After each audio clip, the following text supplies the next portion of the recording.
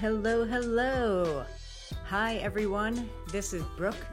We are back with the second episode of our Forces of Human Nature series. This series explores the force field analysis tool to identify the forces that drive and block sustainable behaviors. The written version of the series at brooktully.com/articles features the force field analysis visual, which can be really helpful for picturing what I'm talking about here. In the first episode, we discussed external deterrents, otherwise known as barriers. Today, we'll take a peek inside the minds of our audience to explore the internal deterrents that prevent action. Internal deterrents capture the personal, psychological, and emotional factors that prevent audiences from taking action or adopting a behavior. These internal factors are likely to exist even if there are no external deterrents in the way. Let me say that again. Even after you have successfully removed, lowered, and overcome the barriers we discussed in the previous episode, internal deterrent forces will still be there. Even if no obvious external forces are working against your audience, and the path to action is smooth sailing, internal deterrent forces will still be there. Annoying, I know.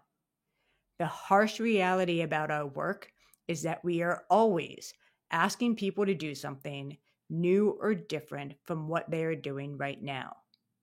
That alone instigates inertia. Let me take this opportunity to share a few definitions of inertia from Oxford Languages. It is a noun, and the first definition is a tendency to do nothing or to remain unchanged. Definition 2, a property of matter by which it continues in its existing state of rest or uniform motion in a straight line, unless that state is changed by an external force. Number 3, resistance to change in some other physical property. Sounds familiar, huh? The internal deterrents that exist for your program will vary quite a bit, depending on who you're trying to engage and what you're asking them to do. It can be helpful to conduct qualitative research like interviews and focus groups to gather insights about your audience's doubts, concerns, hesitations, questions, ambivalences, fears, trade-offs, and more. In addition to asking our audience directly, we can also examine which psychological biases may be present for our audience or could be triggered. Qualitative research can then be used to validate whether those biases exist for your audience and actually how strong of an internal force they represent. What we're searching for is any reason why our behavior change ask might prompt the audience to say, "Nah, I'll pass. No thanks. That's not for me. I'll think about it. Meh. I don't have time for all that. Why would I do that? I can't do that. Are you serious right now?" Or worse, as in the case with the reactance effect, which is when our messages produce backlash. I have written and talked about a few of our psychological biases in the On the Bias series. Check those out to see if any might apply to your audience and be contributing to inertia. I do recommend starting with these 4: the IKEA effect, present bias, sunk cost fallacy, and the reactance effect. I have a sneaking suspicion that at least one of those might be relevant for a conservation or sustainability project you're working on. Use the force, Luke. Use the force field. I'm probably going to say that in every post. I'm sorry. I truly can't help myself. It's like the worst dad joke ever, and I can't stop doing it. All right, but there is something, and likely multiple things, making your audience hesitant about taking action or adopting a new habit. Take a few moments after listening to this episode to put yourself in your audience's shoes and brainstorm a list of reasons why they may be holding back. Just start there with your own thoughts, and then again, you can come back to research to really validate that. So we must assume that a certain degree of internal deterrents are present within our audience, which highlights the need for compelling motivators to spark action and overcome inertia. But to complicate matters, our audience will likely experience a combination of internal deterrents at any given step in the journey. And the lines between where one deterrent ends and the others begin may be fuzzy. Therefore, solutions to internal deterrents do not operate on a one-to-one basis, the way they do for barriers.